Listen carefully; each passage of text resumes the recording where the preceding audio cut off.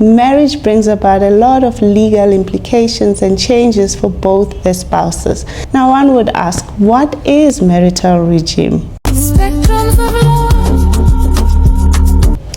Hello and welcome back to Spectrums of Law. Today I want us to chat about change of marital regime. As you may know, marriage brings about a lot of legal implications and changes for both the spouses. Now, the nature and extent of such legal implications all depend on the type of marital regime or matrimonial property system, if you will, that you and your spouse are married under. Now, one would ask, what is marital regime? Why would I even want to change something I don't even fully appreciate the full meaning of? Simply put, marital regime or matrimonial property system refers to the legal structure or framework which determines how a married couple's assets and liability will be managed during the subsistence of their marriage, and further determines how those assets and liabilities would be divided in the event of divorce or death.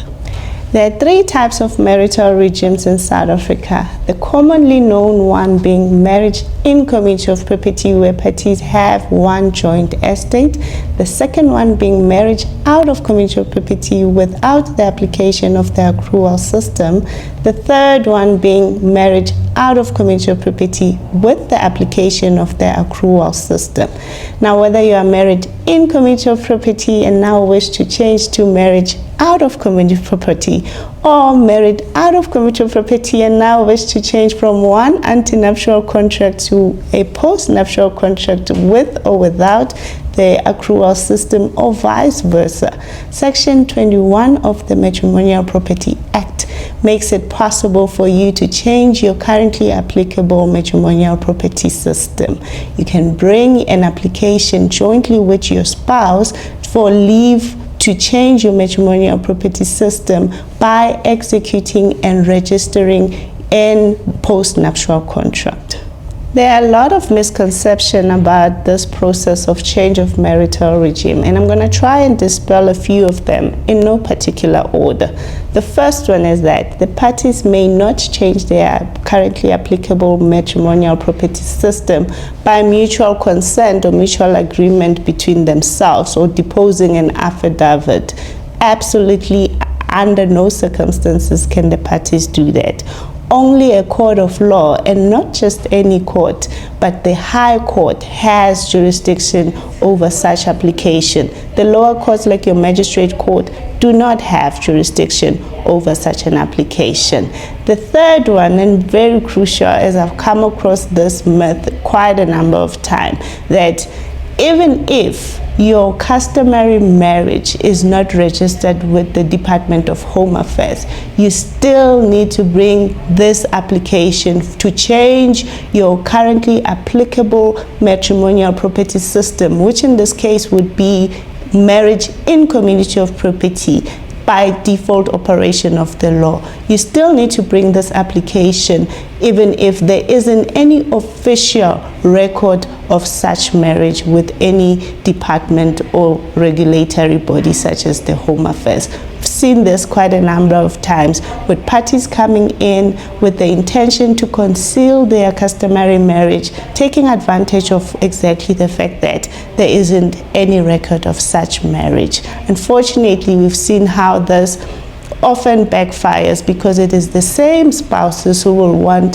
to contend against one another at a later stage in the event of divorce, with one trying to prove that marriage in community of property existed before or after the antenuptial contract, or what purported to be an antenuptial contract, was executed and registered with the Office of the Deeds. a number of requirements that you need to satisfy in order to succeed with your application for change of marital regime.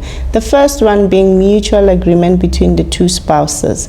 It is a requirement that both parties must be on board for this application to succeed. Both parties need to equally participate and be cited on the application as the first applicant and second applicant. The first applicant will depose to a founding affidavit. The second applicant would depose to a confirmatory affidavit to show that they are in alignment with the intended application. The second requirement that you need to satisfy would be that of sound reasons, which differs from one case to the other. The most common reasons that parties would usually bring forth would be, I did not fully appreciate the illegal implications of marriage, either in community of property or with the accrual or whatever the case may be. And another one would be the financial implications of a joint estate, especially if the marriage is registered with the Home Affairs. Now the marriage is in community of property, unfortunately to the detriment of the other one if the other spouse failed to disclose their financial status and position as at the time they entered into their marriage. Another one would say, I now wish to buy a property like a house, a home for my family, but the other spouse is unfortunately, or I learned belatedly that they are under debt review, and therefore I would want to now change the currently applicable marital regime to afford me the opportunity to qualify, because as it currently stands, unfortunately I would not be eligible to qualify for a bond or whatever the case may be. The third requirement that you would need to satisfy the court on would be that of potential prejudice to creditors. This you can do with the full financial disclosure with your credit records, your list of assets, your list of liabilities, to take the court further into confidence that even if it is to grant your application for change of marital regime, that no creditor stands to be prejudiced by such judgment. This is especially important in the event the parties were married in community of property and have a joint estate, and further proceeded to acquire or obtain credit on the basis of their consolidated credit score. So you would need to satisfy the court that even if, or even in that case, you have made such arrangements that ensure that such creditors will not be prejudiced in any way, shape, or form. If you find yourself in a situation where you believe your current matrimonial property system no longer serves yours or your spouse's interests, for whatever reasons really, do get in touch with us on any one of our social media platforms. Or if you find this video, any of our videos informative, be sure to press that subscribe button. Ciao.